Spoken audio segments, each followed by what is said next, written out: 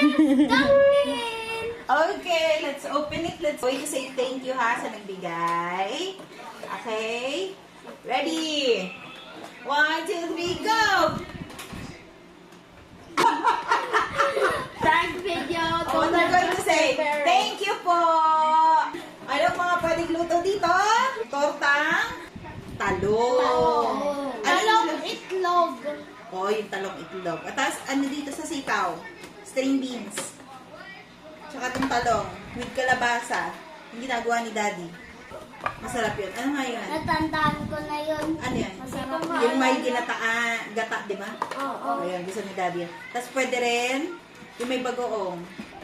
Pakbet. Pakbet. Yun, pakbet. Gusto nyo ba yun? Maybe not. Maybe not.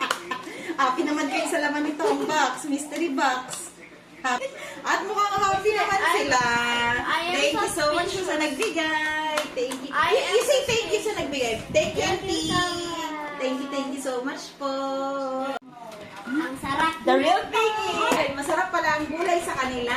Ayan.